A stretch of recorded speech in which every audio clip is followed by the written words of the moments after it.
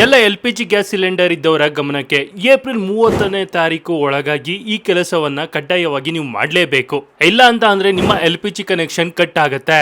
ರಾತ್ರೋರಾತ್ರಿ ಸರ್ಕಾರದಿಂದ 3 ಹೊಸ ರೂಲ್ಸ್ ಗಳನ್ನ ಜಾರಿಗೆ ತಂದಿದ್ದಾರೆ. ಹಾಗಾದ್ರೆ ಏನಿದು ಮಾಹಿತಿ, ಏನ್ ಕೆಲಸವನ್ನ ಮಾಡಬೇಕು ಎಲ್ಲ ಸಂಪೂರ್ಣವಾಗಿ ನೋಡೋಣ. ಅದಕ್ಕೂ ಮುನ್ನ ನೀವು ಕೂಡ LPG ಗ್ಯಾಸ್ ಸಿಲಿಂಡರ್ ಅನ್ನ ಬಳಸ್ತಾ ಇದ್ರೆ ತಪ್ಪದೆ ಈ ವಿಡಿಯೋವನ್ನ ಲೈಕ್ ಮಾಡಿ. ಹಾಗೆ ಯಾವ LPG ಗ್ಯಾಸ್ ಸಿಲಿಂಡರ್ ಅನ್ನ ಬಳಸ್ತಾ ಇದ್ದೀರಾ ಅಂತ ನಮಗೆ ಕಮೆಂಟ್ ಮೂಲಕ ತಿಳಿಸಿ. ಇಡೀ ದೇಶದಾದ್ಯಂತ ಇರುವ ದೇಶದ ಎಲ್ಲ LPG ಗ್ಯಾಸ್ ಸಿಲಿಂಡರ್ ಬಳಕೆದಾರರಿಗೆ ಕೇಂದ್ರ ಸರ್ಕಾರದಿಂದ 3 ಹೊಸ ರೂಲ್ಸ್, ಹೊಸ ನಿಯಮ ಜಾರಿಗೆ ಮಾಡುವ ಮೂಲಕ ಗ್ರಾಹಕರಿಗೆ ಬಿಗ್ ಶಾಕ್ ನೀಡಿದರೆ, ಮತ್ತೊಂದು ಕಡೆ ಬಂಪರ್ ಗುಡ್ ನ್ಯೂಸ್ ನೀಡಿದೆ. ದೇಶದಲ್ಲಿ LPG ಗ್ಯಾಸ್ ಸಿಲಿಂಡರ್ ಸಿಗದ ಕಾರಣ ಜನಸಾಮಾನ್ಯರಿಗೆ ಬಿಗ್ ಶಾಕ್ ಎದುರಾಗಿದೆ. ಹೌದು, ಇರಾನ್, ಇಸ್ರೇಲ್ ಸೇರಿದಂತೆ ಅಮೆರಿಕ ದೇಶದಂಥ ದೊಡ್ಡ ದೇಶಗಳಲ್ಲಿ ಯುದ್ಧ ನಡೆಯುತ್ತಿರುವ ಹಿನ್ನೆಲೆಯಲ್ಲಿ LPG ಗ್ಯಾಸ್ ಸಿಲಿಂಡರ್ ಸಂಪರ್ಕ ಅಂದರೆ ಆ ದೇಶದಿಂದ LPG ಗ್ಯಾಸ್ ಸಿಲಿಂಡರ್ ಬಿಡುಗಡೆ ಮಾಡುತ್ತಿಲ್ಲ. ಇದೇ ಕಾರಣಕ್ಕೆ ನಮ್ಮ ದೇಶದ ಮತ್ತು ಕರ್ನಾಟಕದ ಹಲವು ಜಿಲ್ಲೆಗಳಲ್ಲಿ ಎಲ್ಲ ಗ್ಯಾಸ್ ಸಿಲಿಂಡರ್ ಕಂಪನಿಗಳು ಕೂಡ ಗ್ಯಾಸ್ ಸಿಲಿಂಡರ್ ವಿತರಣೆ ಮಾಡುವಲ್ಲಿ ಹಿಂದೇಟು ಹಾಕುತ್ತಿವೆ. ಇದರ ಬೆನ್ನಲ್ಲಿ ಕೇಂದ್ರ ಸರ್ಕಾರವು ಕೂಡ ಗ್ರಾಹಕರಿಗೆ ಯಾವುದೇ ರೀತಿಯ ತೊಂದರೆ ಆಗಬಾರದು ಎನ್ನುವ ನಿಟ್ಟಿನಲ್ಲಿ ಇಂತಹ ದೊಡ್ಡ ನಿರ್ಧಾರ ತೆಗೆದುಕೊಂಡಿದ್ದು ಗ್ಯಾಸ್ ಬಳಕೆದಾರರಿಗೆ ಗುಡ್ ನ್ಯೂಸ್ ಸಿಕ್ಕಂತಾಗಿದೆ. ಇದರ ಜೊತೆಗೆ ಇನ್ಮುಂದೆ ಇಂಥವರಿಗೆ ಹಣ ನೀಡಿದರೂ ಕೂಡ LPG ಗ್ಯಾಸ್ ಸಿಲಿಂಡರ್ ಸಿಗುವುದಿಲ್ಲ. ಇದರ ಹೊರತಾಗಿಯೂ ಕೂಡ ಗ್ಯಾಸ್ ಸಿಲಿಂಡರ್ನಲ್ಲಿ 2 ದೊಡ್ಡ ಬದಲಾವಣೆ ಮಾಡಲಾಗಿದೆ.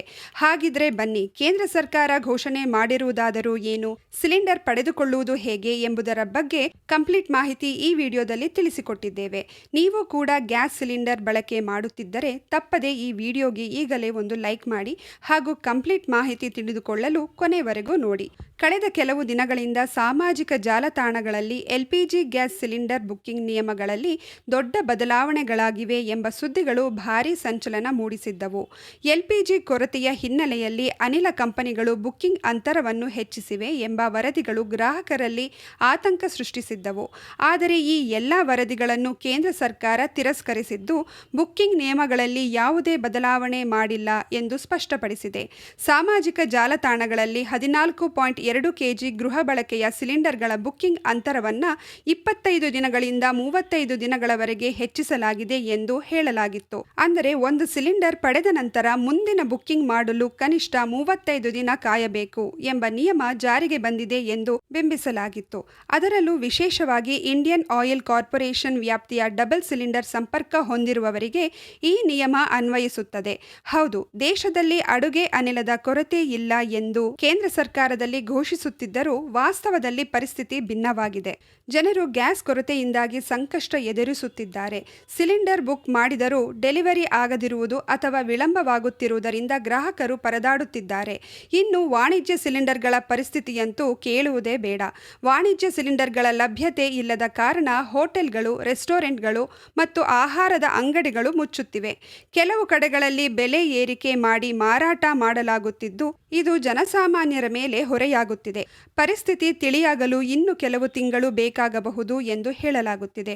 ಪಶ್ಚಿಮ ಏಷ್ಯಾ ಯುದ್ಧ ಮುಗಿದು ಸಾಮಾನ್ಯ ಸ್ಥಿತಿ ನೆಲೆಸಿದರೆ ಮಾತ್ರ ಪರಿಸ್ಥಿತಿ ನಿಯಂತ್ರಣಕ್ಕೆ ಬರುವ ಸಾಧ್ಯತೆ ಇದೆ.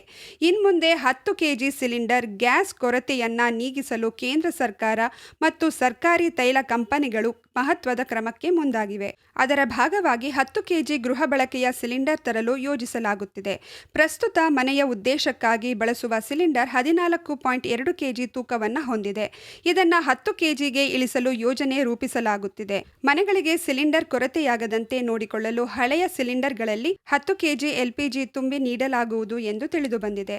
ಇದರ ಮೂಲಕ ಗ್ಯಾಸ್ ಕೊರತೆ ಕಡಿಮೆಯಾಗುವುದಲ್ಲದೆ ಎಲ್ಲರಿಗೂ ಗ್ಯಾಸ್ ಸಿಗುವಂತಾಗುತ್ತದೆ ಎಂಬುದು ಕಂಪನಿಗಳ ಆಶಯ. ಬೆಲೆ ಇಳಿಕೆ: ಸಿಲಿಂಡರ್ನಲ್ಲಿ ತುಂಬುವ ಗ್ಯಾಸ್ ಪ್ರಮಾಣವನ್ನು ಕಡಿಮೆ ಮಾಡಿದರೆ ಅದರ ಬೆಲೆಯನ್ನು ಇಳಿಸಬೇಕಾಗುತ್ತದೆ. ಇದಕ್ಕಾಗಿ ರೆಗ್ಯುಲೇಟರಿ ಅನುಮತಿಗಳನ್ನು ಪಡೆಯಬೇಕಾಗುತ್ತದೆ ಎಂದು ತಜ್ಞರು ಹೇಳುತ್ತಿದ್ದಾರೆ.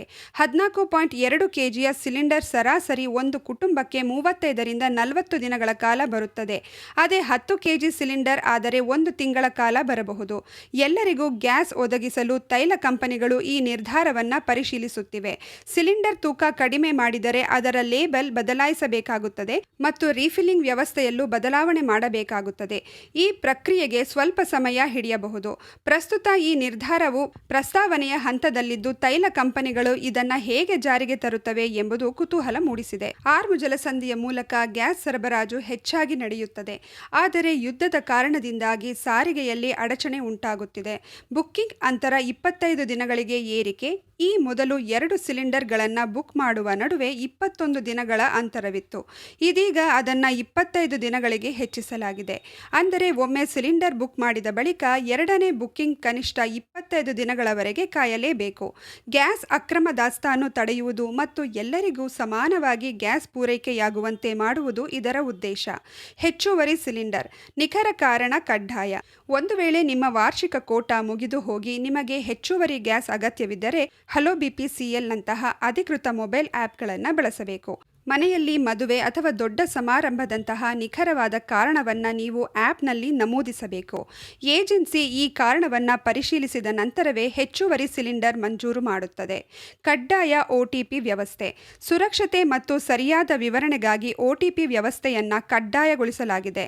ಡೆಲಿವರಿ ಬಾಯ್ ಸಿಲಿಂಡರ್ ತಂದಾಗ ನಿಮ್ಮ ನೋಂದಾಯಿತ ಮೊಬೈಲ್ ಸಂಖ್ಯೆಗೆ ಬರುವ OTPಯನ್ನು ಅವರಿಗೆ ನೀಡಿದರಷ್ಟೇ ವಿತರಣೆ ಖಚಿತವಾಗುತ್ತದೆ. ಇದರಿಂದ ಕಳ್ಳತನ ಹಾಗೂ ಕಾಳಸಂತೆಯಲ್ಲಿ ಗ್ಯಾಸ್ ಮಾರಾಟವಾಗುವುದನ್ನು ಶಾಶ್ವತವಾಗಿ ತಡೆಯಬಹುದು. ನೋಂದಾಯಿತ ಮೊಬೈಲ್ನಿಂದಲೇ ಬುಕ್ಕಿಂಗ್. ಇನ್ಮುಂದೆ ನಿಮ್ಮ ನೋಂದಾಯಿತ ಮೊಬೈಲ್ ಸಂಖ್ಯೆಯಿಂದ ಮಾತ್ರ ಗ್ಯಾಸ್ ಬುಕ್ ಮಾಡಬೇಕು. ಇತರ ಸಂಖ್ಯೆಗಳಿಂದ ಮಾಡಿದರೆ ಆ ಬುಕ್ಕಿಂಗ್ಗಳನ್ನು ಮಾನ್ಯ ಮಾಡುವುದಿಲ್ಲ. KYC ಕಡ್ಡಾಯ. ಎಲ್ಲ ಗ್ರಾಹಕರು KYC ಪ್ರಕ್ರಿಯೆಯನ್ನು ಪೂರ್ಣಗೊಳಿಸುವುದನ್ನು ಸರ್ಕಾರ ಕಡ್ಡಾಯಗೊಳಿಸಿದೆ.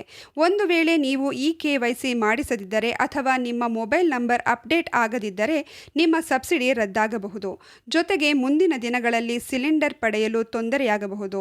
ಆದ್ದರಿಂದ ಆದಷ್ಟು ಬೇಗ ನಿಮ್ಮ ಗ್ಯಾಸ್ ಏಜೆನ್ಸಿಯನ್ನು ಸಂಪರ್ಕಿಸಿ ವಿವರಗಳನ್ನು ಅಪ್ಡೇಟ್ ಮಾಡಿಸಿಕೊಳ್ಳುವುದು ಸೂಕ್ತ. ದೇಶದಲ್ಲಿ ಇಂಧನ ಭದ್ರತೆಯನ್ನು ಕಾಪಾಡುವುದು ಮತ್ತು ವದಂತಿಗಳಿಂದಾಗಿ ನಡೆಯುವ ಅಕ್ರಮ ದಾಸ್ತಾನನ್ನು ತಡೆಯುವುದು ಸರ್ಕಾರದ ಈ ಕಠಿಣ ನಿರ್ಧಾರದ ಹಿಂದಿನ ಗುರಿಯಾಗಿದೆ. ವಿತರಣಾ ವ್ಯವಸ್ಥೆ ಸುಗಮವಾಗಿ ಸಾಗಲು ಗ್ರಾಹಕರು ಈ ನಿಯಮಗಳನ್ನು ಪಾಲಿಸುವಂತೆ ಸೂಚಿಸಲಾಗಿದೆ. ಯಾವುದೇ ತಾಂತ್ರಿಕ ಸಮಸ್ಯೆ ಎದುರಾದರೆ ಅಧಿಕೃತ ಆ್ಯಪ್ ಅಥವಾ ಗ್ಯಾಸ್ ಏಜೆನ್ಸಿ ಸಹಾಯವಾಣಿಯನ್ನು ಸಂಪರ್ಕಿಸಬಹುದು. ಇದಲ್ಲದೆ ಉಜ್ವಲ ಯೋಜನೆಯ ಫಲಾನುಭವಿಗಳು ಮುಂದಿನ ಬುಕ್ಕಿಂಗ್ ಆಗಿ 45 ದಿನ ಕಾಯಬೇಕು ಮತ್ತು ನಗರ ಪ್ರದೇಶದ ಸಿಂಗಲ್ ಸಿಲಿಂಡರ್ ಗ್ರಾಹಕರು 25 ದಿನಗಳ ನಂತರವೇ ಬುಕ್ಕಿಂಗ್ ಮಾಡಲು ಸಾಧ್ಯ ಎಂಬ ಮಾಹಿತಿ ಹರಡಿತ್ತು. ಪೂರೈಕೆಯನ್ನು ಸಮತೋಲನಗೊಳಿಸಲು ಈ ಕ್ರಮ ಕೈಗೊಳ್ಳಲಾಗಿದೆ ಎಂದು ವದಂತಿಗಳಲ್ಲಿ ಉಲ್ಲೇಖಿಸಲಾಗಿತ್ತು. ಸರ್ಕಾರದ ಸ್ಪಷ್ಟನೆ. ಈ ವಿಚಾರವಾಗಿ ಪತ್ರಿಕಾ ಮಾಹಿತಿ ಬ್ಯೂರೋ ಫ್ಯಾಕ್ಟ್ ಚೆಕ್ ನಡೆಸಿದ್ದು ಅಂತಹ ಯಾವುದೇ ಹೊಸ ನಿಯಮಗಳನ್ನು ಜಾರಿಗೆ ತಂದಿಲ್ಲ ಎಂದು ಖಚಿತಪಡಿಸಿದೆ. ಅಸ್ತಿತ್ವದಲ್ಲಿರುವ ಮರುಪೂರ್ಣ ಬುಕ್ಕಿಂಗ್ ಸಮಯದ ಮಿತಿಗಳು ಮೊದಲಿನಂತೆಯೇ ಮುಂದುವರಿಯಲಿದೆ. ನಗರ ಪ್ರದೇಶಗಳಲ್ಲಿ ಹಿಂದಿನಂತೆ 25 ದಿನಗಳ ಅಂತರದಲ್ಲಿ ಸಿಲಿಂಡರ್ ಬುಕ್ ಮಾಡಬಹುದು. ಗ್ರಾಮೀಣ ಪ್ರದೇಶಗಳಲ್ಲಿ 45 ದಿನಗಳ ಅಂತರದ ಹಳೆಯ ನಿಯಮವೇ ಮುಂದುವರಿಯಲಿದೆ. ದೇಶದಲ್ಲಿ LPG ದಾಸ್ತಾನು ಸಾಕಷ್ಟು ಪ್ರಮಾಣದಲ್ಲಿ ಲಭ್ಯವಿದೆ. ಪೂರೈಕೆಯಲ್ಲಿ ಯಾವುದೇ ಕೊರತೆಯಿಲ್ಲ. ಗ್ರಾಹಕರು ಯಾವುದೇ ಅನಧಿಕೃತ ವದಂತಿಗಳನ್ನು ಅಥವಾ ಸುಳ್ಳು ಸುದ್ದಿಗಳನ್ನು ನಂಬಬಾರದು ಎಂದು ಸರ್ಕಾರಿ ಮೂಲಗಳು ತಿಳಿಸಿವೆ.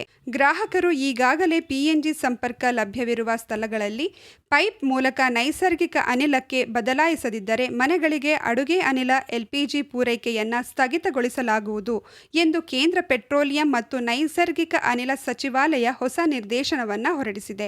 ಪೈಪ್ಲೈನ್ ಆಧಾರಿತ ಇಂಧನಕ್ಕೆ ಭಾರತದ ಪರಿವರ್ತನೆಯನ್ನು ವೇಗಗೊಳಿಸಲು, ಇಂಧನ ಮೂಲಗಳನ್ನು ವಿಸ್ತರಿಸಲು ಮತ್ತು ಒಂದೇ ಪೂರೈಕೆ ಚಾನೆಲ್ ಮೇಲಿನ ಅವಲಂಬನೆಯನ್ನು ಕಡಿಮೆ ಮಾಡಲು ಈ ಅಧಿಸೂಚನೆಯು ಗುರಿಯನ್ನು ಹೊಂದಿದೆ. ಪಶ್ಚಿಮ ಏಷ್ಯಾದಲ್ಲಿನ ಸಂಘರ್ಷದಿಂದಾಗಿ ಭಾರತವು LPG ಲಭ್ಯತೆಯಲ್ಲಿ ಅಡಚಣೆಗಳನ್ನು ಎದುರಿಸುತ್ತಿರುವ ಕಾರಣ ಈ ಆದೇಶ ಬಂದಿದೆ. ಇದು ಪೂರೈಕೆ ಮಾರ್ಗಗಳ ಮೇಲೆ ಪರಿಣಾಮ ಬೀರಿದೆ ಮತ್ತು ಪ್ರಮುಖ ದ್ರವೀಕರಣ ಸೌಲಭ್ಯಗಳನ್ನು ಆನೆಗೊಳಿಸಿದೆ. ಈ ಕಾರಣದಿಂದಾಗಿ ಸರ್ಕಾರವು ವಸತಿ ಮತ್ತು ವಾಣಿಜ್ಯ ಬಳಕೆದಾರರಿಬ್ಬರೂ PNGಯನ್ನು ಅಳವಡಿಸಿಕೊಳ್ಳಲು ಪ್ರೋತ್ಸಾಹಿಸುತ್ತಿದೆ. ಇದನ್ನು ಪೈಪ್ಲೈನ್ಗಳ ಮೂಲಕ ನಿರಂತರವಾಗಿ ತಲುಪಿಸಬೇಕಾಗುತ್ತದೆ ಮತ್ತು ಬುಕ್ಕಿಂಗ್ ಮರುಪೂರಣಗಳ ಅಗತ್ಯವನ್ನು ನಿವಾರಿಸುತ್ತದೆ. ಹೊಸ ಪೈಪ್ಲೈನ್ ವಿಸ್ತರಣಾ ಆದೇಶವನ್ನು ನೀಡಲಾಗಿದೆ. ನೈಸರ್ಗಿಕ ಅನಿಲ ಮತ್ತು ಪೆಟ್ರೋಲಿಯಂ ಉತ್ಪನ್ನಗಳ ವಿವರಣಾ ಆದೇಶ 2026 ಪೈಪ್ಲೈನ್ ಜಾಲವನ್ನು ವಿಸ್ತರಿಸಲು, ಅನುಮೋದನೆಗಳನ್ನು ಸರಳಗೊಳಿಸಲು ಮತ್ತು ವೇಗದ ಸಂಪರ್ಕವನ್ನು ಉತ್ತೇಜಿಸಲು ಒಂದು ಚೌಕಟ್ಟನ್ನು ರೂಪಿಸುತ್ತದೆ. ನಿರ್ದೇಶನದ ಪ್ರಕಾರ ಅಸ್ತಿತ್ವದಲ್ಲಿರುವ ಪೈಪ್ಲೈನ್ ಪ್ರವೇಶದ ಹೊರತಾಗಿಯೂ ಮನೆಯ ಪಿಎನ್ಜಿಯನ್ನ ನಿರಾಕರಿಸಿದರೆ ಎಲ್ಪಿಜಿ ಪೂರೈಕೆ 3 ತಿಂಗಳ ನಂತರ ನಿಲ್ಲಿಸಲಾಗುವುದು. ಪಿಎನ್ಜಿಯನ್ನ ತಾಂತ್ರಿಕವಾಗಿ ಅಸಾಧ್ಯ ಎಂದು ಪರಿಗಣಿಸಿದಾಗ ಮತ್ತು ಆಕ್ಷೇಪಣೆ ರಹಿತ ಪ್ರಮಾಣ ಪತ್ರದಿಂದ ಬೆಂಬಲಿತವಾದಾಗ ಮಾತ್ರ ವಿನಾಯಿತಿಗಳು ಅನ್ವಯಿಸುತ್ತವೆ. ಸಂಪರ್ಕವಿಲ್ಲದ ಪ್ರದೇಶಗಳಿಗೆ ಎಲ್ಪಿಜಿಯನ್ನ ಮುಕ್ತಗೊಳಿಸುವ ಗುರಿಯನ್ನ ಈ ಕ್ರಮ ಹೊಂದಿದೆ. ಪೈಪ್ಲೈನ್ ಸಕ್ರಿಯಗೊಳಿಸಿದ ಪ್ರದೇಶಗಳಿಂದ ಎಲ್ಪಿಜಿ ಸಿಲಿಂಡರ್ಗಳನ್ನು ಮುಕ್ತಗೊಳಿಸಲು ಮತ್ತು ಮೂಲ ಸೌಕರ್ಯ ಕೊರತೆ ಇರುವ ಪ್ರದೇಶಗಳಿಗೆ ಅವುಗಳನ್ನು ಮರುನಿರ್ದೇಶಿಸಲು ಈ ಕ್ರಮವನ್ನು ಉದ್ದೇಶಿಸಲಾಗಿದೆ ಎಂದು ಅಧಿಕಾರಿಗಳು ತಿಳಿಸಿದ್ದಾರೆ. ಆರ್ಮು ಜಲಸಂಧಿಯ ನಿರಂತರ ಮುಚ್ಚುವಿಕೆ ಸೇರಿದಂತೆ ಜಾಗತಿಕ ಅಡೆತಡೆಗಳ ಹಿನ್ನೆಲೆಯಲ್ಲಿ ಇಂಧನ ವೈವಿಧ್ಯೀಕರಣದ ಅಗತ್ಯವನ್ನ ಅಧಿಸೂಚನೆಯು ಎತ್ತಿ ತೋರಿಸುತ್ತದೆ. ತೈಲ ಕಾರ್ಯದರ್ಶಿ ನೀರಜ್ ಮಿತ್ತಲ್ ಎಕ್ಸ್ನಲ್ಲಿನ ಪೋಸ್ಟ್ನಲ್ಲಿ ಸುಧಾರಣೆಯನ್ನ ಒಂದು ಅವಕಾಶವಾಗಿ ಮಾರ್ಪಟ್ಟ ಬಿಕ್ಕಟ್ಟು ಎಂದು ವಿವರಿಸಿದ್ದಾರೆ. ನೋಡಿದ್ರಲ್ಲ ಸ್ನೇಹಿತರೆ, LPG ಗ್ಯಾಸ್ ಸಿಲಿಂಡರ್ ಇದ್ದವರು ಯಾವೆಲ್ಲ ಕೆಲಸವನ್ನ ಕಡ್ಡಾಯವಾಗಿ ಮಾಡಬೇಕು ಅಂತ. ಈ ಬಗ್ಗೆ ನೀವೇನು ಹೇಳ್ತೀರಾ? ನಿಮ್ಮ ಅನಿಸಿಕೆ ಅಭಿಪ್ರಾಯಗಳನ್ನ ನಮಗೆ ಕಮೆಂಟ್ ಮೂಲಕ ತಿಳಿಸಿ. ಹಾಗೆ ಈ ವಿಡಿಯೋವನ್ನ ಪ್ರತಿಯೊಬ್ಬ LPG ಗ್ಯಾಸ್ ಸಿಲಿಂಡರ್ ಅನ್ನ ಬಳಸ್ತಾ ಇರೋರಿಗೆ ಶೇರ್ ಮಾಡಿ. ಅವ್ರಿಗೆ ಈ ವಿಡಿಯೋ ತುಂಬಾನೇ ಹೆಲ್ಪ್ ಆಗುತ್ತೆ.